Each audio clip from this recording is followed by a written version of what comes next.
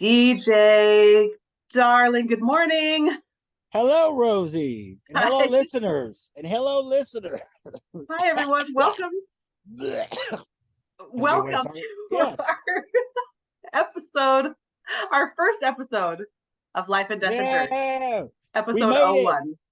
We all made it. We finally made it. We finally made This it. We've tried many look, times. We're behind schedule. DJ and I both apparently are sick, but we're still gonna bang this out for yeah, you yeah. uh, to get our Have passion you? project started.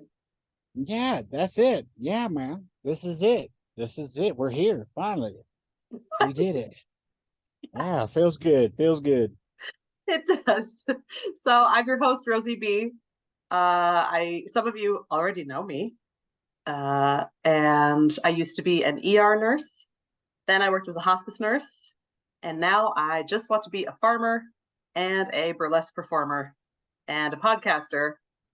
And I would like to leave the medical profession. DJ, how Completely. about you? Oh, hi. Yeah, my name is DJ Lewis, and I am a jack of all trades, master of none. I got a lot. I got a lot on my belt, and my belt is tight, and my farts are loud, and that's how I do it. Hell yeah, yes. Yeah, So our this podcast, Life and Death and Dirt, um, like I said, is a passion project. We would like to focus on bringing accurate, truthful information about the dying process. We also like to focus on the life and the living process, and dirt, because DJ and I are both hyper fixated on gardening. yeah, yeah. I finally dug up all my where we had been basically composting Nessie's litter box, and I finally got all that up. It looks good. The soil looks great. It's amazing. It's amazing to watch that. And then we got our other compost set up beside the chicken house where we're putting all of our scraps and everything. And it's already growing all kind of crazy stuff, and there's lots of life in it. It's just so amazing. Of course, right now it's like the best. It's just the best season to be out here. We have so much like ironweed and goldenrod, and it's just like so much life in these fields. It's just a great time to be here and be watching things grow and watching the dirt move into its fall. It's a stagnant fall and frozen place. Yeah. All the life coming and then dying and all the colors changing. You know how that goes, Oh, that's guys. such a beautiful segue, DJ. And for people who don't know, who's Nessie? You mentioned Nessie's litter box. Who's Nessie? This is my little friend, my little goat friend who we love and we adore and we worship, and we've potty trained her, and she'll be the one. She is the prototype and the end of our singular goat experience. I would never didn't want it in a situation we were in with her anyways, but it seems to have worked out, and we're all happy. We're all happy to be together and be here. It's so great. So amazing. Everything he just said is true. He's not making anything up. I've met Nessie. She is a dog goat, but she will She's a try to doggy. horn you in the butthole. She Yeah, will. she will. She She will. will. That's how she Absolutely. shows her love. Yeah, Yeah. yeah. And where geographically are you, DJ? I'm in North Carolina. And yeah, everybody yeah, it's so crazy. I don't know how to define mountain regions, but I will call this the Smokies, although it's really the part of Appalachia. Like it's not, it's like, and there's also another word, the Allegheny or whatever mountain Allegheny. range, the Hmm. Allegheny mountain range. It's like all of that, all of that. So that's where I am, and I'm in the beautiful look. I'm in a holler. I'm in a wonderful Old Glory. That's what they call it. This holler is called Old Glory Homestead. I didn't name Oh.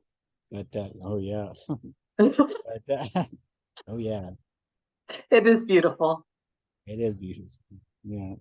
So, Well, I'm coming to you all from the Finger Lakes region of upstate New York. And technically, even though I'm a Yankee, because I was born and raised in Seattle and now I'm in New York, um, technically I live in what could be considered the northernmost county that's still considered Appalachia. I So found out. crazy. Yeah. So I'm trying to become one of you. But that's I'm in trying. North, and that's in North America, right? Because the mountain range actually goes like through Ireland and through the actual the mountain Oh, range. I don't know Yeah. about that. So when they say Appalachia is older than bones, this goes back uh, to Pangea. You know, this mountain Hmm. range, and it's not as tall as other mountain ranges because it's so old. And like there are the life that is underneath us goes back 500 billion years, dude. Like Mm. million, trillion, gazillion, whatever. It's a lot of zeros. There's Yeah. so much life underneath us. And this mountain range has seen so much life and so much death too. You know, 5 different extinction events Yeah, as of working what we're on number going through. 6. Yeah, we are. Yeah, Hmm. we certainly are.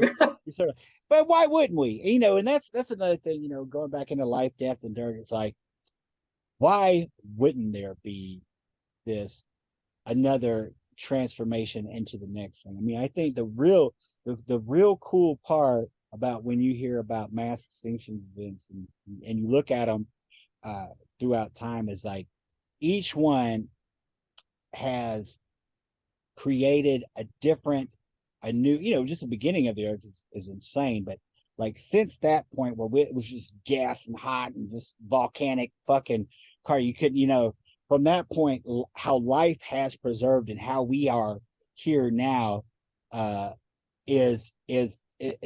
whether it be dinosaurs or whether it be fucking single celled organisms or giant insects or whatever, there has always been a Turtles. natural. Always been Yeah, turtles. there's Oh. always been turtle. Yeah. And now there's us, and now here we are. You know, so like the progress, it's just a part of progress. Death is definitely as much a part of the progress of consciousness, or what else would you call it? Yeah, just you know the lit life. It's The just death perpetuation of the universe, I guess, of, of of atoms. life and of life. And a friend of ours wrote a poem, and we've talked about this. It's about mass. Anyways, I think about it all the time. I keep on messing it up. It's like the law of mass, the transfer of mass. Like when you die, the same amount of mass uh, remains on the earth and in the universe, Your right? friend wrote that poem? Yeah, Sarah. Oh my gosh, I can't believe I can't remember. She's in the Biscuit. Yeah, Yeah, I yeah. know. Sarah W. Yeah, she wrote Hi, that. Sarah. I hope you're listening. She wrote that poem, and it stuck with me like forever. Talking about, you know, dinosaur dust on the moon, and like, you know, Oh, how there's. It's crazy. It's crazy. It's crazy. how How beautiful. that. Oh my gosh, we Yeah, should yeah. It's really figure cool. out we should get permission from Sarah to plug that somewhere on our social media, Sure. or share it. Yeah, how beautiful. I know there's a poem that was shared on NPR years ago called "You Want a Physicist to Speak at Your Funeral," and it's similar. It has a Yeah. similar theme, and it's beautiful. And I've actually read it at work in when I've worked at hospice, because we have memorials for the staff to remember their patients who've died. And I read it at one of the memorials, and I mean, I was sobbing. Everyone was crying. Like it's beautiful, but it's not religious in any way. It's talking about the law of the conservation of energy. There you go. The conservation of Hmm. matter and whatever energy is the massive amount of energy. Hmm. Yeah. So yeah, man. So this all needs to die. You know what I'm saying? Like or at least it has to. And and the seasons need to change, man. The seasons need to change. You're not wrong, but what is hard for some people to digest, including myself, is being there for it, like witnessing the um, extinction of our species, because I think that we are very much. Well, again, this would be go back into our conversation about.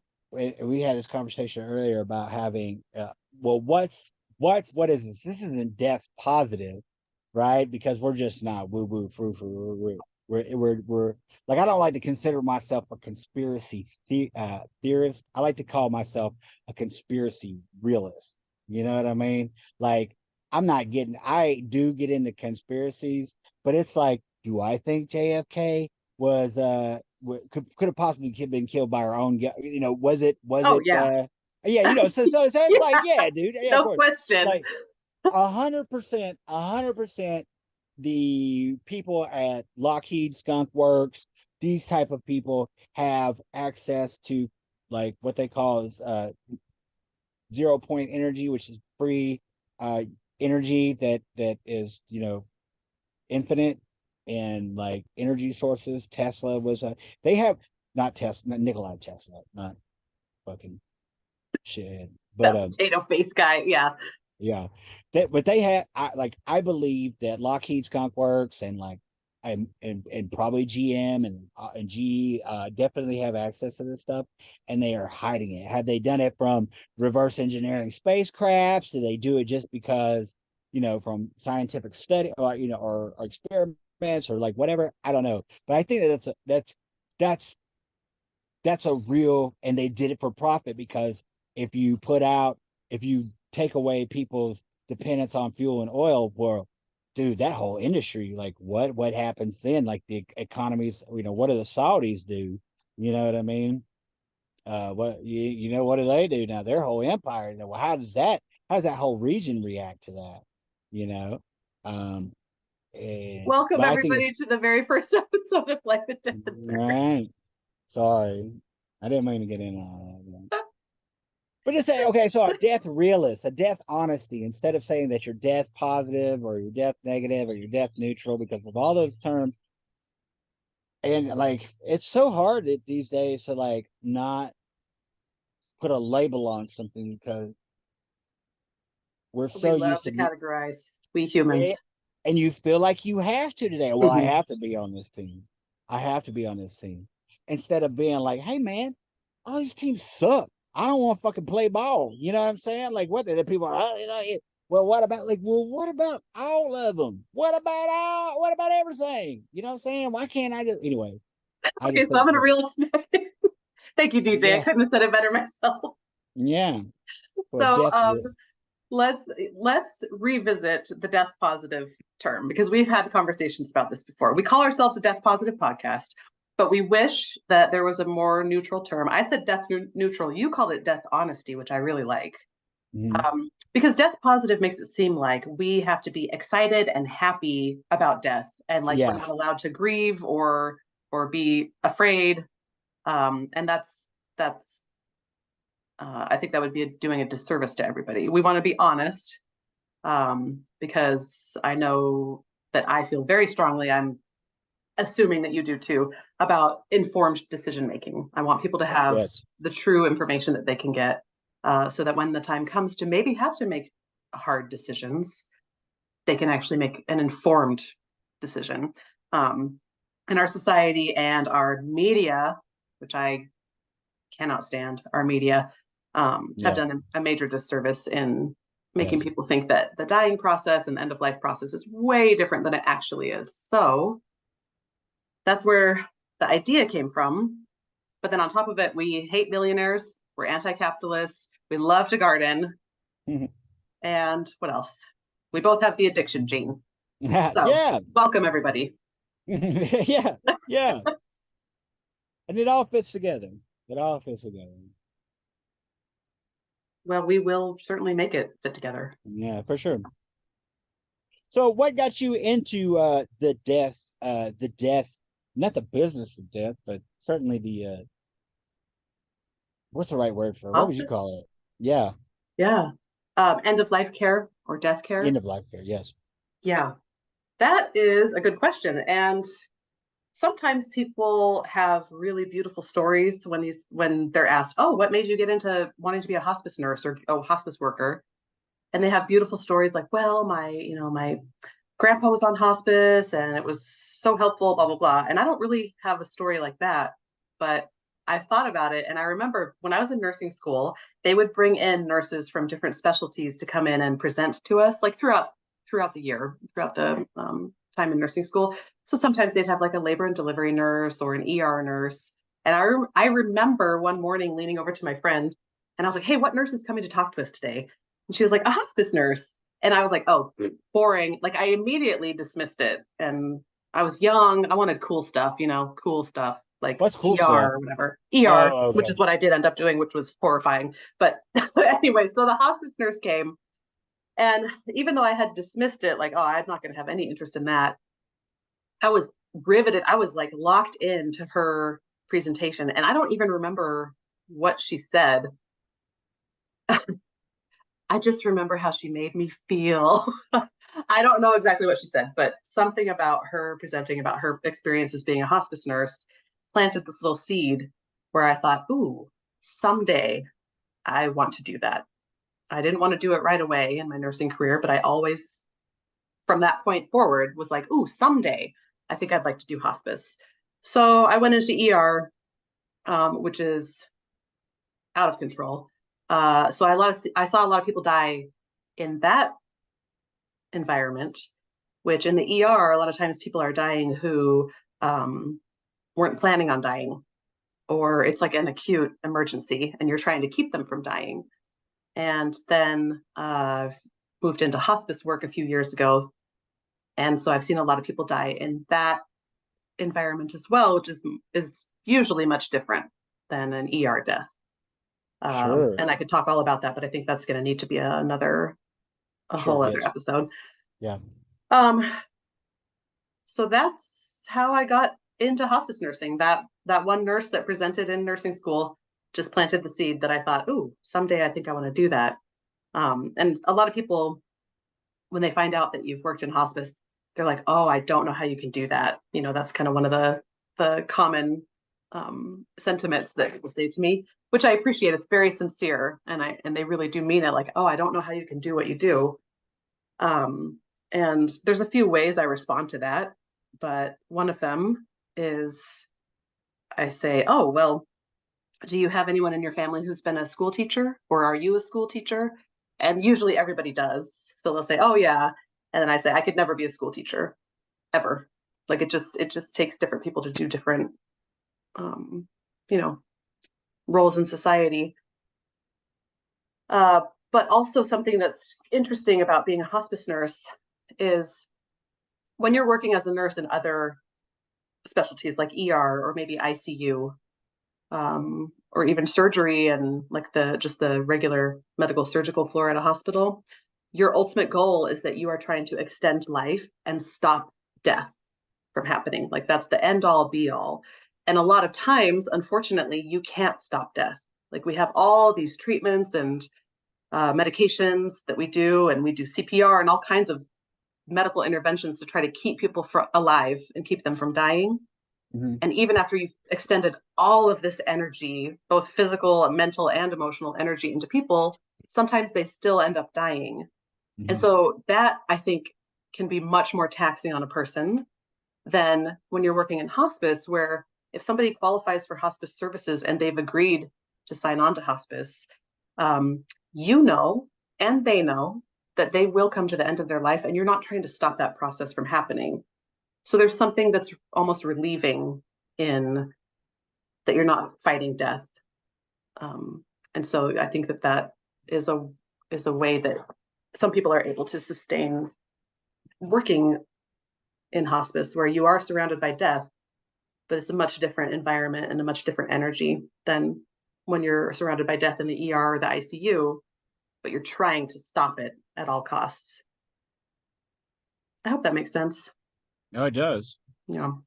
It does. I mean, I can only speak for what I know of other people. So, I mean, what I've experienced with death has mostly been traumatic. Like, there's only been one person who, I mean, people in my life have died, but like, I don't really know. And in prison, I've seen a good fair share of like traumatic type stuff, but nobody that I was close to or anything, or nothing that I was actually involved in.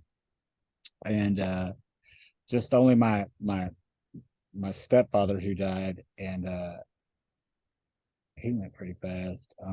He was 53 or something like that. Oh, young. Wow. Yeah, yeah, but he had been working in this factory for a long time in this dye factory, this dye plant, and like, dude, the fucking chemicals fucked and Hmm. basically turned his lungs into like a honeycomb, plus like smoking and fucking doing all kind of fucking shit he wasn't supposed to do. Exacerbated an issue that was just bad. Just ended bad. It all ended bad. But anyway, I think it went pretty good, and everybody was real fucking cool. And we were at a hospital, and he didn't go home.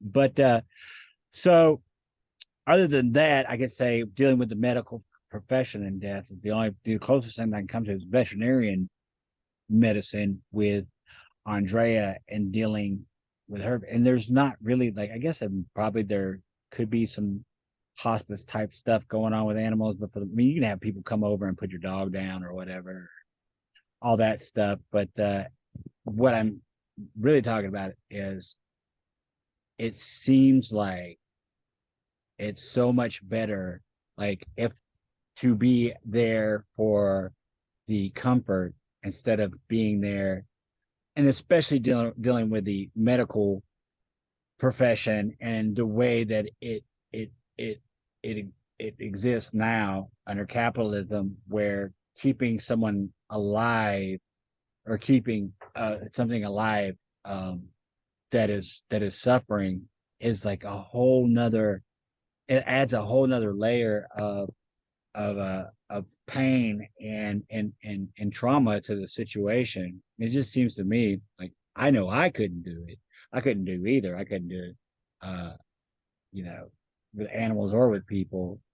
But it seems to me like if I were going to take one that would prove to be the most satisfying, it would have to be an end of life uh, medical care It's because very, very meaningful. That's the word that I always use when I'm yeah, talking to people about it. I say it's the most meaningful, some of the most meaningful um, nursing that I've ever done for people.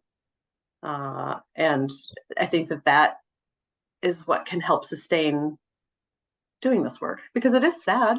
I mean, it yeah, is. of Yeah, like course, we're sad and we cry for our patients and we cry for their families, and sure, we have patients that remind us sometimes a little too much of our dad or our someone, or yeah, and that sure, so we have a lot of our own emotions that we have to process, but it's very life affirming and it's very meaningful.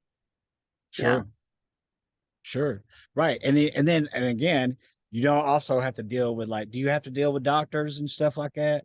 Like, do you have to deal with a lot of like bullshit from the medical profession from like, hey man, this fucking dude, we need help Not as here. Or often.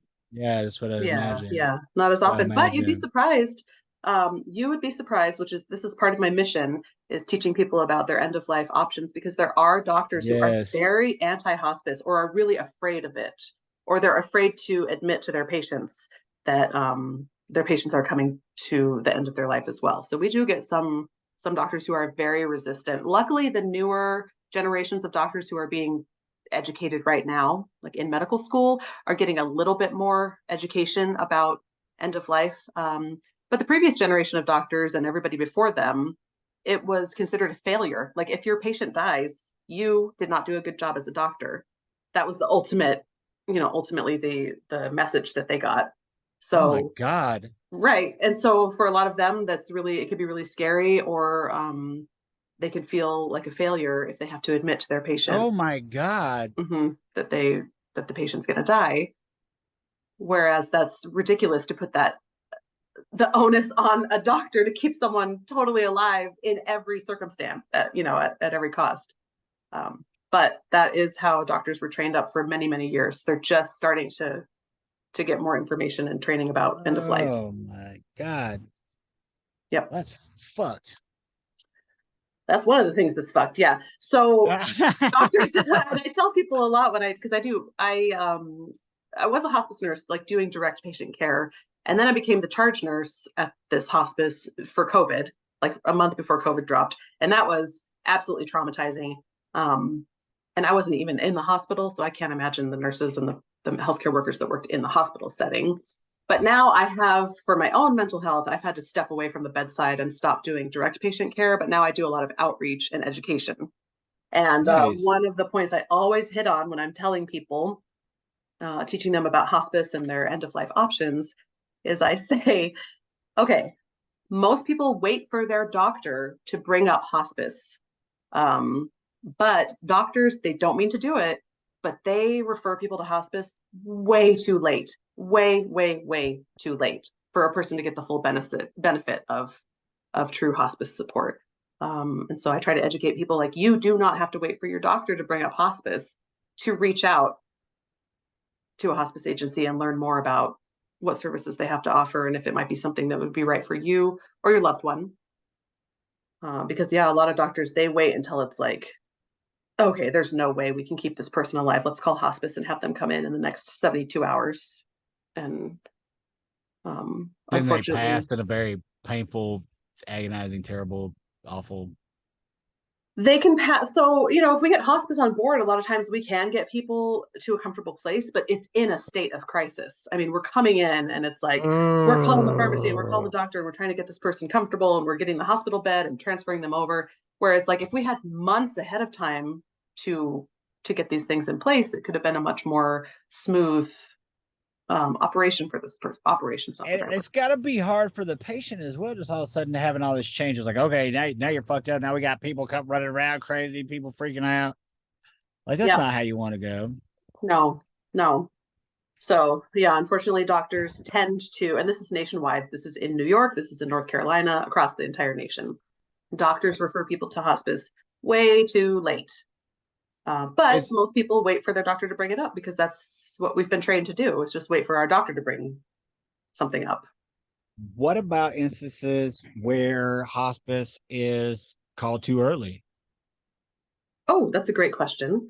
So if hospice gets called in too early, and we assess a person and we say, you know what, you don't quite meet hospice criteria yet. But then we tell them, but if you notice more changes or if A, B, or C happens, please reach back out to us. We can always go back out and reevaluate people. It's not like you get one chance and that's it. So I would much rather have people call hospice way too early so that then we can answer their questions and they can start thinking about what their options are. Right. You're not putting a nail in somebody's coffin. You're helping your loved one with the process. You're helping yourself with somebody who is educated and knows what they're doing instead of you just thought and praying your way through a fucking tragedy. Yeah, I mean, that's unfortunately, yeah, thoughts and prayers through the tragedy. That is, I see that a lot, but we're trying to change that because it doesn't have to be like that for people. No. And that's like that, that aspect, like I'm not at all. Of course, I think everybody is at some extent like scared of dying horrifically. You know what I'm saying? Like, yeah, I don't want to get stuck in a wood chipper. You know what I'm saying? Or like, I don't want that either. So yeah, I'll pay that. But like, it's like death is, I have I'm excited about it, but I do understand it as being a of just this natural process. I mean, I'm not fighting it at all. I'm not welcoming it. Well, I guess I'm saying that to say all this is like, if it were to come to the point where it was like, hey man, I'm feeling like, hey, how can I get as comfortable as I can as soon as I can so that like we can make this work? Like, yay, dope me up and let's fucking, sit around the music while it's fucking cool. You know what I'm saying?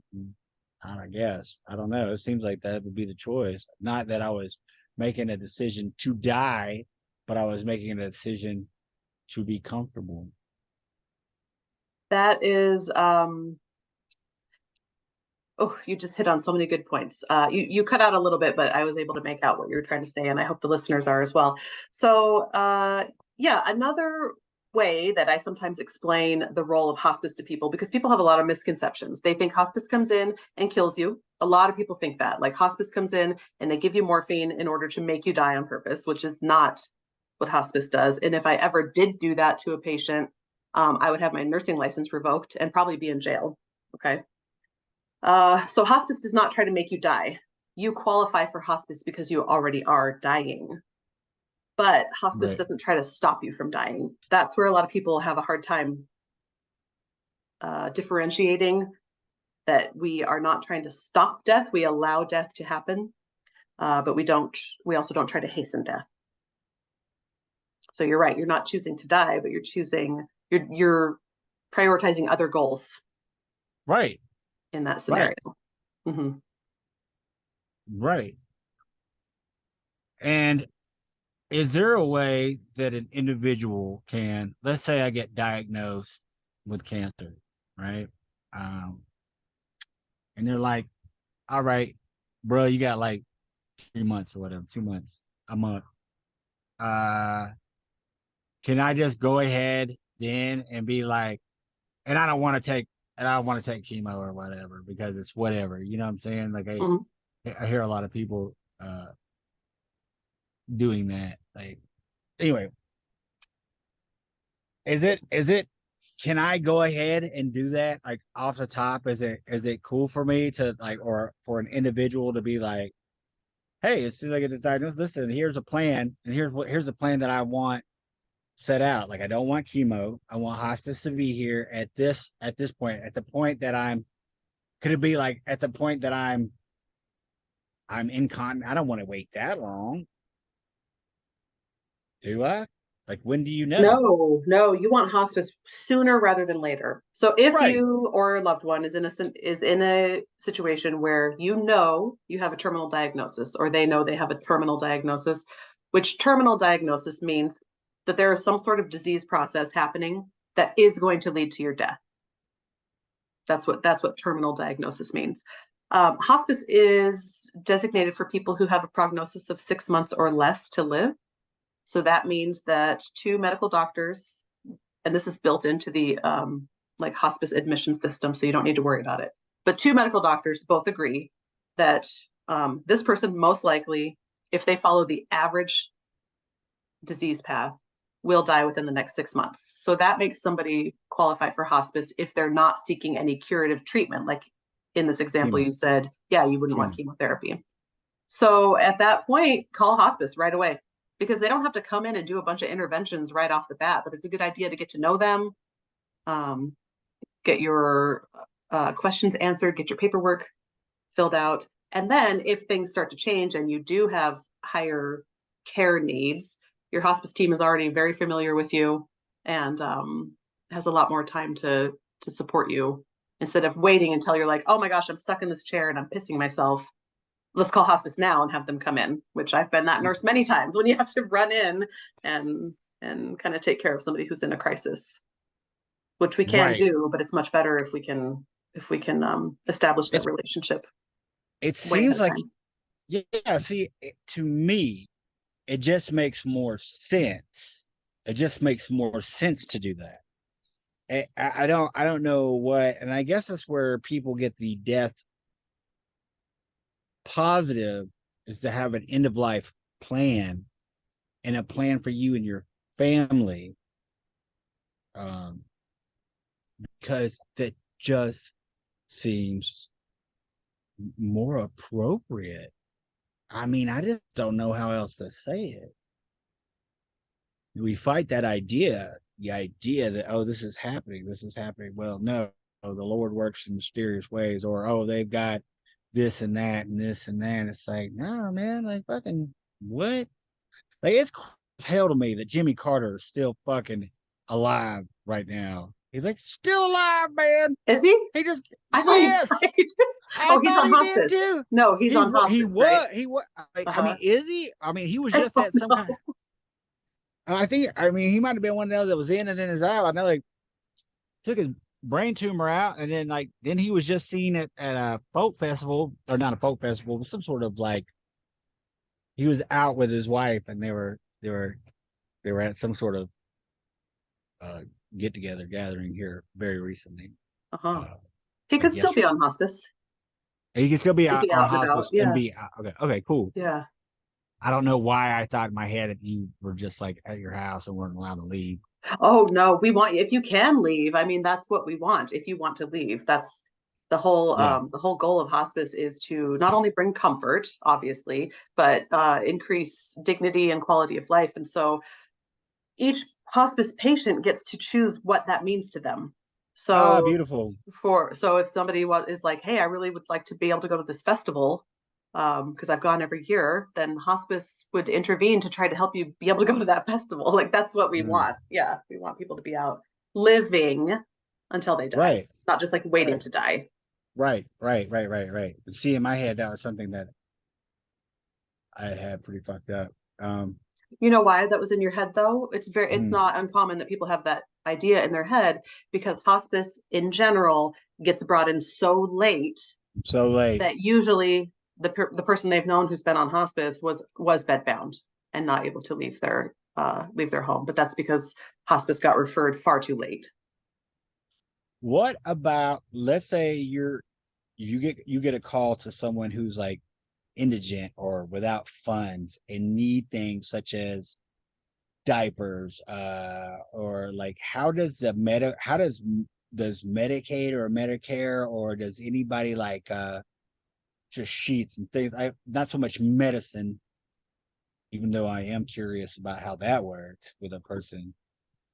Uh, but more so like with diapers and things like that. Do you guys provide that?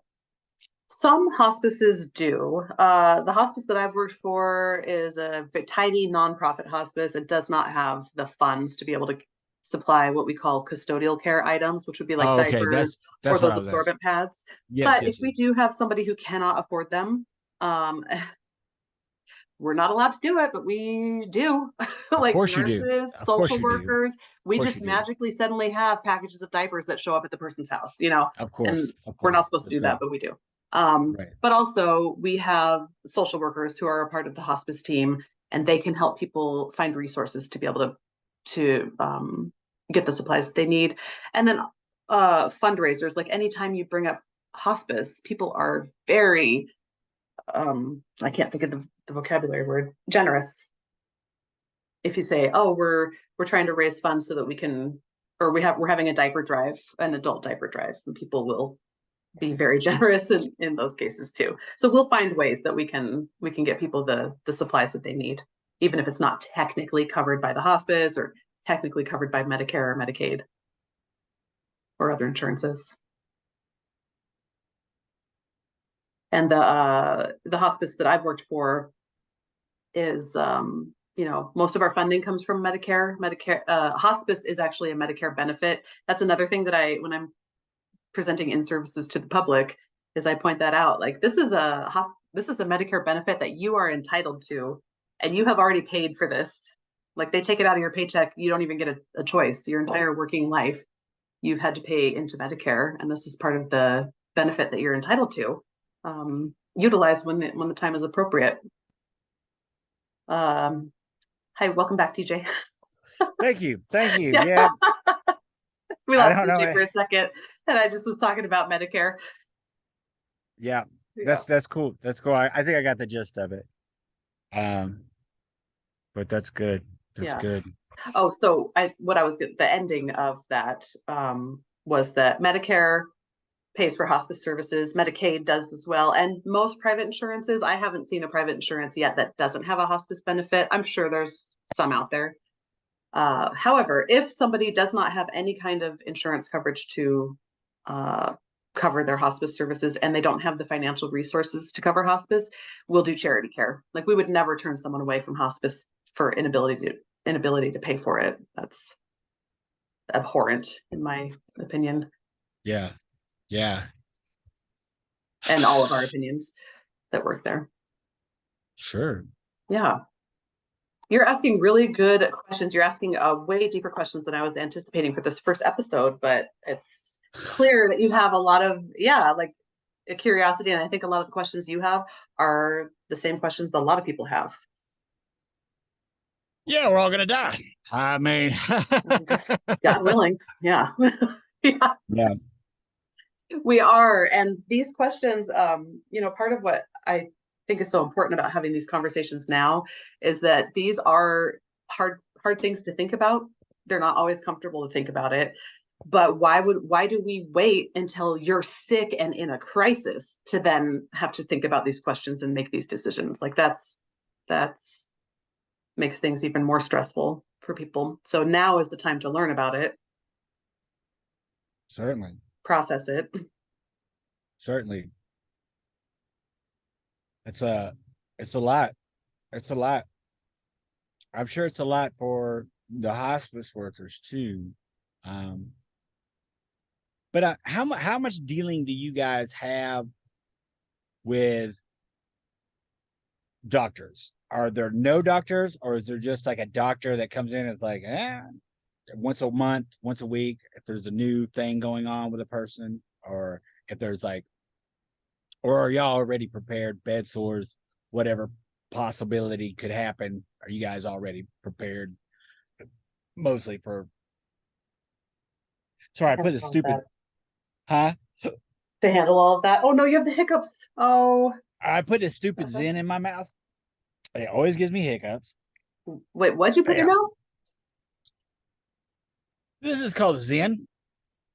It's Zin. a it's a non-tobacco nicotine pouch, and Oh, they fuck me up, and I don't know why. why did you It's just put just one in your mouth because right now while we're I recording, have DJ? an addictive personality. I have to have something Oh, that's okay, okay. Say no more. I understand. Okay. Okay, so your question was DJ's frozen again, but I'm going to answer his question. How often do we deal with doctors, or how is that set up? So the hospice that I work for, we feel very strongly that we prefer a person's primary doctor to still remain part of their care when that person comes onto hospice services. And for a lot of people, that's actually a relief, because sometimes they say, well, if I come onto hospice, what happens? Do I lose my doctor? Do I have to sign on with your doctor? Um, because a lot of patients who qualify for hospice are elderly people, not always, but usually. And these elderly people have known their doctor for 10 or 15 or 20 years, and they get really attached to them.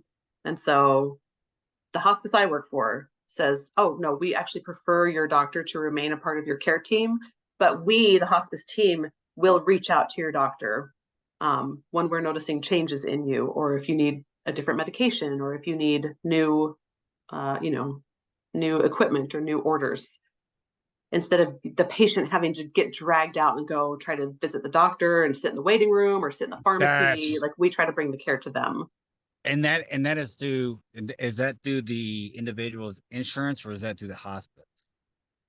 That is through the hospice, which is covered under most Ah, people's okay, insurance. okay, Yeah, most okay. insurances will have a hospice benefit that Mhm. will, this is how we get our funding. That's how we get reimbursed to provide this care Okay, to people. okay. Yeah. Now, we also do have our own hospice doctor, our medical director, who is a part of our team as well. And so that person can be there. Like if I am with a patient and they need something right now, which let me tell you, hospice nurses are the most impatient nurses. Impatient. Like when we notice something changing with our patient, we want new orders and new medication within 45 minutes, like Sure, right then and there. sure. So we tend to reach out to our medical director if we're not hearing back from the primary care provider in a quote unquote reasonable amount of time, but ask a hospice nurse what they think a reasonable amount of time is. All Because when you're right. sitting there with somebody who's hurting, you Yeah, want meds immediately or comfort yeah. immediately. Yeah. So we have different ways that we can get what we need for our patients, and we will take those ways. Hmm. But we try to keep their primary care provider, their primary doctor, a part of the team. We try to keep them involved. Sure, sure, sure. What else? Sure. Those are really good questions. Uh, well, I think I'm trying not to get too far into the weeds on things that would be uh, Sure.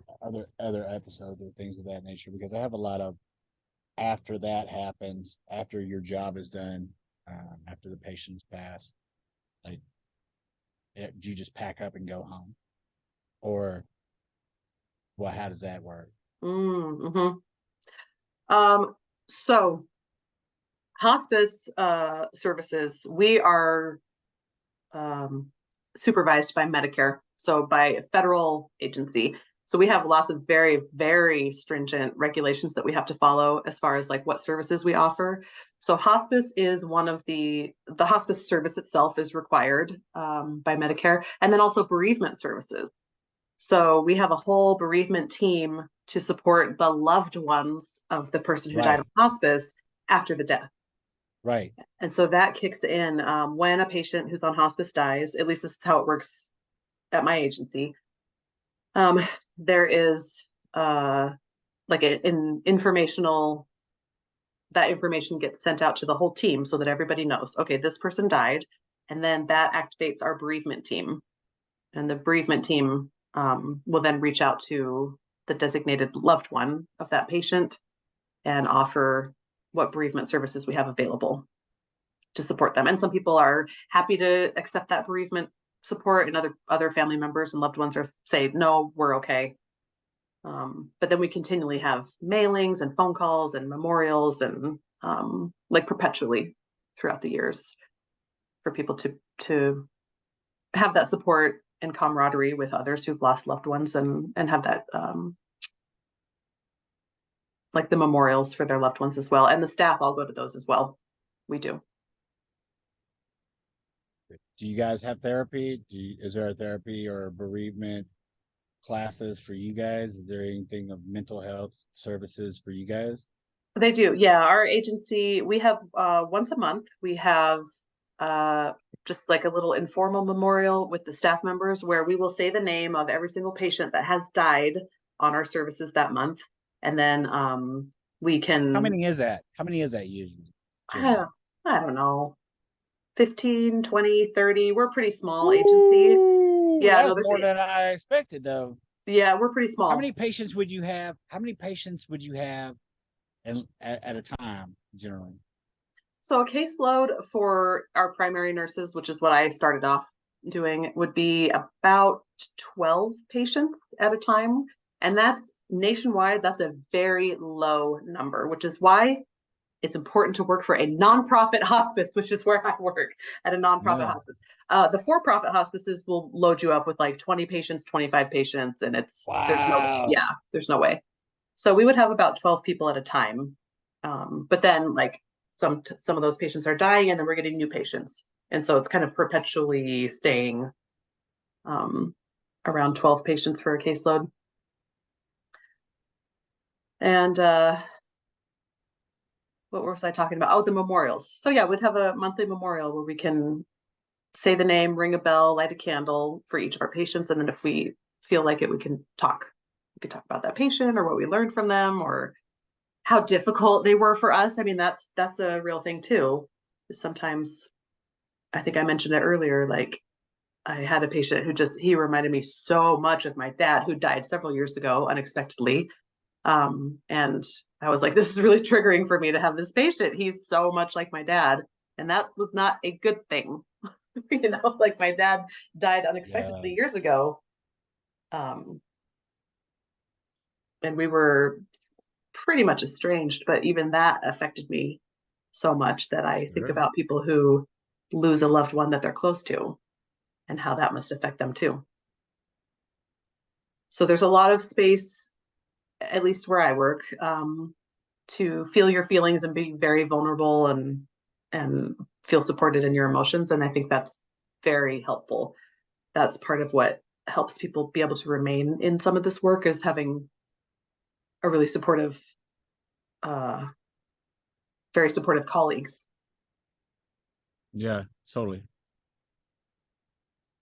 I guess the last question that I have, without getting to, because I think that this would be another a full episode of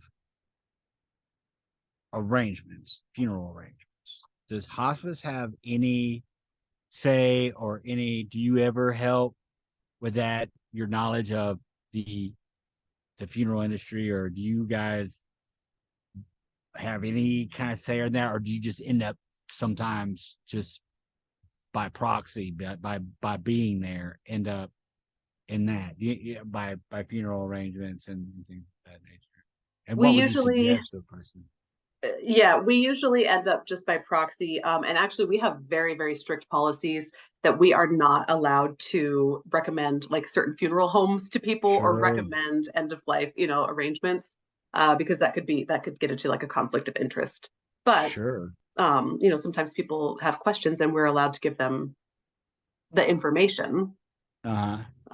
But yeah, they get really, really, we have to be very, very careful that we're not seeming like we're recommending one funeral home or the other, or recommending cremation versus, burial, Sure, because that's not, uh, we don't see that as our role. sure. Wow. Now, personally, I have very strong feelings that I'll be happy to Right. share here. Yeah, Uh, sure, sure. And we will yeah, definitely. yeah. I know a lot of people have expressed interest in like becoming a tree or the Mhm. mycelium, becoming a mushroom places, and we should get into all that. Oh, we will. Yeah. Well, that's a lot. I don't know that I have any other questions. I've definitely a lot to thought to soak in. Those were really good questions. I mean, it seems like you've thought about this. Yeah, and I Very definitely want curious about it. to reach out to the guests out there that we're here to answer questions.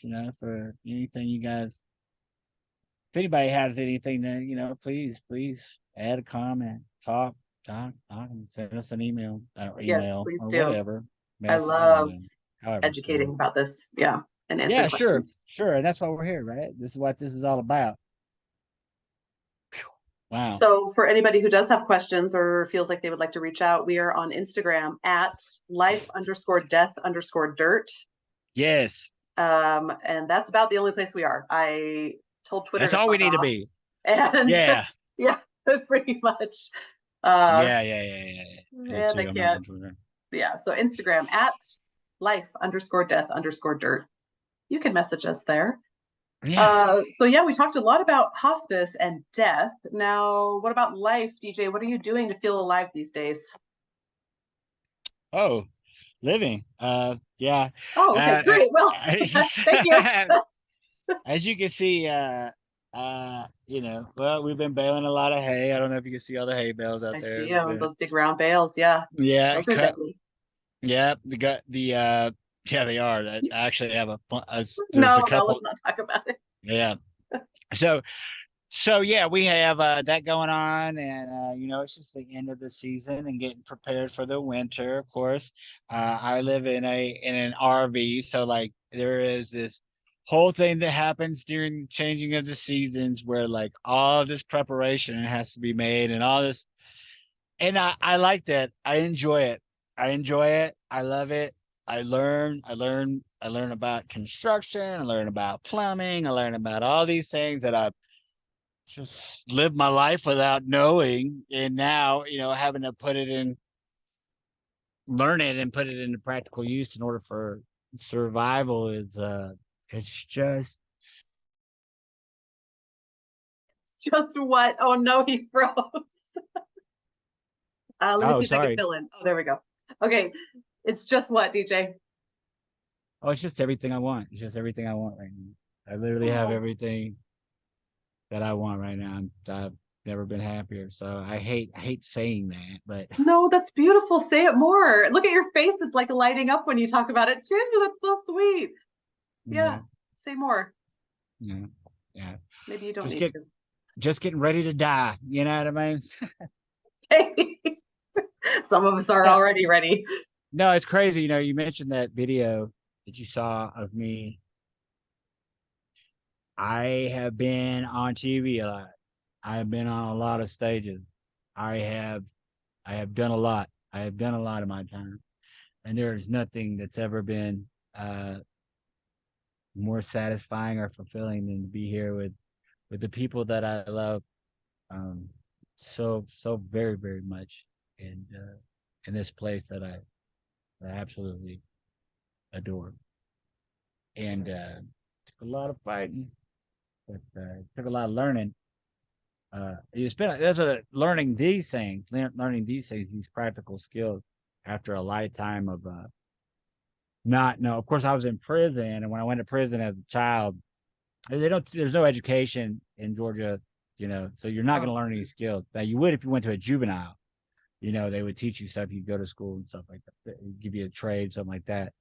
But you don't learn anything as a child in prison. So after doing a decade in prison, uh, growing up, coming out in my 30s, not having it in my 20s out on the street as a free person, that's a great big chunk of my life just gone. And because the only skill that I had really was that I was funny and I could write, and that was the skill that the only skill that I had, you know what I'm saying? And that business wasn't, but that business, the industry wasn't like, people would not believe how much shit, like not only that I've done, but like what I've turned down. And I'm not here to brag on myself or say anything like that. It's not one of those situations that's like it wasn't a fit. Like, yeah, I had these skills or whatever, and I could do this thing, but it wasn't a fit. And whereas this right here, I fit completely in. And it took me 40 years to figure it out, but and I'm still learning. Mm-hmm. And so learning is just joyful, and I'm so happy to do it. I'm still learning. I don't think I can follow that with anything. That was beautiful, and like your face literally lights up when you talk about how happy you are to be doing what you're doing now. Which what you're doing is kind of returning back to nature. Yeah, yeah, and Spending not time with in the. and not in a bro way. I hate hearing people, or in a woo woo way. Like, in order to, I think, to fully ingest this thing, it can't be a part of your identity. Like, you can't be like a mountain man, or you can't be like and that was the problem I was saying about having these labels and labeling thing. It's like, oh yeah, we need to do this and we need to do that. We need to we need to make sure that we're on the right team, and like we make sure that people know that I am this thing. But like I just don't feel like I am a thing. I don't feel like there is a thing to be for any person. But I don't know. What do I know? I don't know. I think you know a lot, DJ. I do. I think that you do. And it's. Sorry, I had to go on mute to clear my throat a little bit. It's back to school season, so of course all the kids got sick. Right. And what I've noticed is I don't know if it's our age group because I'm the same age as you, or if it's just the people that we tend to like our peer group.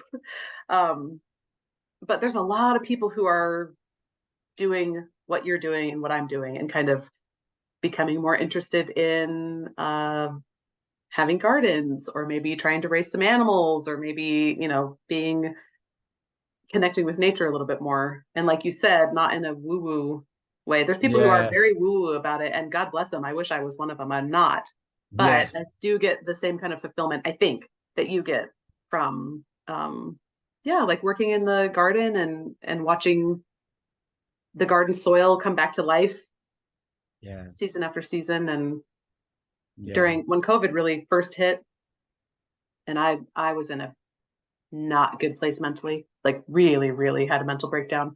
I would just go outside and sit in the chicken pen and just sit there with the chickens and stare at them. And that was like very therapeutic for me, and kind of brought me back from my disassociation that I was doing a lot of. Um, Mm. and then the same thing with like trying to grow seeds. When we'd start little seedlings, I'd just sit Mm. there and stare at them Yeah. and like fiddle with them and move them around. And I wasn't really doing anything, but just, you know, Singing to them, putting some music on for whatever. them. Yeah. Yeah. Do Yeah. all that. For my situation, we wouldn't be here if it wasn't for Nessie. And the whole story with Nessie, she wouldn't be here either. She wouldn't be alive if it wasn't for us, and we wouldn't be here. And like I would not be doing this. I would Uh-huh. not be doing this if this was her. This wasn't on the plan. You know what I'm saying? This wasn't the plan. This just so far this happened. No, I was definitely like watching a lot of YouTube videos during COVID. It was definitely one of those things too, where it was like, well, now that we're here and that we have this opportunity, let's try to fucking make Yeah. some of this happen and see what we can do. And like we're smart, and then you find out you're dumb real fast. But But we're is gonna that keep trying. yeah, we're gonna keep trying because Yeah. it's so exciting. Like you just don't people don't realize like when your flowers first bloom or you see those first, and then you can find out, oh, I'm gonna roast one of these sunflowers or I can make my own microgreens. Like people are like spending like all this money to like make microgreens, and it's amazing like the ability to have the access to be able to learn all these things. It's a different thing. But yeah. This isn't something that was planned either. So that's another reason why I'm happy to talk about all this stuff and talk about soil and farming as well, is because of how I'm just now educating myself, and I know that there's a lot of other people out there doing it, but you listen to some of these people and it's like, oh my god, either I don't have that much money that I That's can a go big out one. here. That's a Hmm. huge one. Like, Hmm. okay, I'm gonna watch this YouTube video. Well, I don't have a fucking excavator. What the fuck? Right. Like, I don't have a And team. 8 acres. So yeah, Yeah. I can't buy. Yeah, I can't buy fucking 600 fucking square feet of fucking mulch. Like, I'm gonna have to make my own. I'm gonna have to. I can't buy all these tools. I gotta do it myself. I have to do it myself. I have to learn how to do it. And I gotta put my back into it. I feel like I'm also at the right age to do that. Like, by the time I figure this all out, I'll, definitely will, be up in the 50s, and then I'll be able to chill. And I feel like your 40s are like a good in between time where you're ready to settle down. You're like knees are creaking, and like at least that's what I've I've experienced. I'm definitely, but like my energy level is still pretty much the same as it's always been, or at least I think it is. Of course, I don't know. Probably, I might be a low T. What is that with low T? I don't know. Mm-hmm. Do you Oh have man, well, vague chest pain, overall fatigue and malaise? Could be low T. no, all right, Mm. dude, I heard this dude on his YouTube. Like, oh my god, I hate the fact that like Oh God. when labor strikes and stuff happen, I'm plugged into the news. I can't fucking help it. Like, I'm Uh-huh. plugged in. I'm literally watching everybody. I want to know what everybody's fucking saying. I'm like fucking in there going, God damn you fucking mother. Uh, anyways, so I'll be Solidarity with watching. UAW right now. Oh yes, Yes. all of Oh. our people. Yes, all the people, Uh-huh. all the good people, man, all the good people out there fighting for their fair share. Goddamn right, goddamn right. Yeah, it's such a beautiful time, uh, an amazing thing. Now I'm gonna tell you a couple secrets, but one is okay. Well, Do first of tell. all, uh, the oh, where was I at? We were talking Where was about I? low T, and then you started talking about Oh unions, yeah, but I don't yeah. know where So you are now. I'm Okay. watching YouTube videos. So I'm watching a lot of YouTube videos, just the news around the world, whatever. And there's this guy, he keeps on coming out. He's just like, estrogen is killing 80% of men. I'm like, what? I'm like, Hell what is yeah. Oh this no. shit? Oh shit. Yo, damn, this is terrible. Estrogen Did just he out here, cite his sources? dude. None of that shit's real. It's all Okay. good. It's all that bro shit. You know what I mean? I hate that shit. I'm so stupid. It's so dumb. It's so dumb. They're so stupid. All that shit is so dumb. And that's why, it's so hard for me to be like to really talk about this. And I love talking about it with you. And there are a bunch of people I love talking about it with, like Nancy. Just a few people that are in our Shout out community. Nancy. Yeah, what up? Our girl. Yeah, she's doing her garden's so fantastic. Her shit's looking great. It's so good. Her farm is like really getting coming together. I'm so proud of her. It's really good. Anyways, what I'm saying? We were talking about Oh yeah, low talking to T people about it. unions. Yeah, Yeah. yeah, yeah, yeah. Yeah, Estrogen. you start talking about it, and it's like it's with people, and then all of a sudden they just want to be like, oh yeah, the collapse of civilization, and you got to know what this is. And I'm like, Nah, No, no. I'm peacing I out. mean, yeah, yeah, No. no. I'm just growing corn and shit, dude. It's like I don't know what y'all are doing, Yeah. but this is not how it's that's not how it's going down. Yeah, in a civilization, not gonna be around for that. No. No thanks. Bye. Yeah. I'm just here enjoying my life. I'm not preparing for shit. I'm just learning today. So You're preparing for the next season though. You yeah, are. I'm Yeah. constantly, and that's dude. That's another thing is like the where it puts your head, being so aware of the seasons, being so aware of the ground, being so aware of your surroundings, being so aware of the climate, being so aware of like all this stuff is like, oh my god, dude, I've never been in touch with this. Like this is beautiful, and I'm always, you've got to be always on to the next season, on to the next thing you're gonna do. Okay, well, we built the beds, now we're gonna have to, it's all that stuff that you got to break the beds down. We got to get ready for next year. We got to get ready for the winter. We got to get ready for everything. Are we gonna can? Are we gonna can? Do we know? Are we gonna get botulism? That's possible. But no, what I was gonna tell you and our listeners, I have a secret. I have a secret Instagram, uh, which I'm not gonna tell anybody what it is, but you could look where I You harass better text it celebrity, to me right now. I won't say anything. I'll follow HIPAA rules, but you better text it. Okay, go ahead. Secret where Instagram. where I harass celebrities, and I love this already. Okay.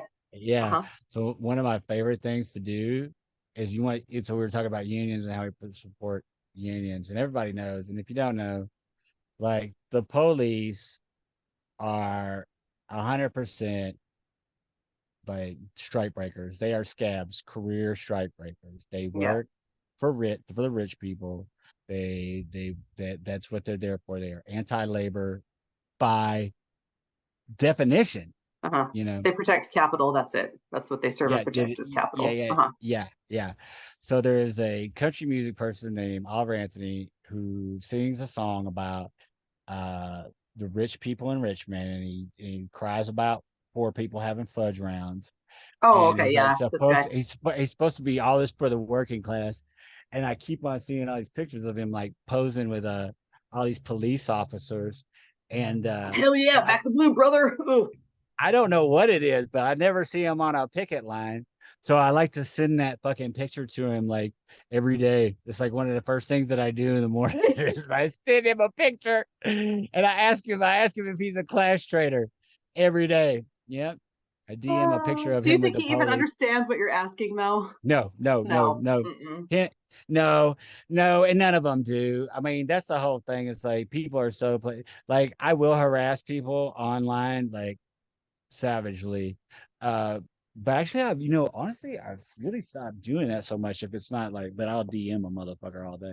Um, but it's because because because people are really out of. I remember I said I called to do the class trader once in open, and people were like, "Are you serious? He is literally joining the classes with his music."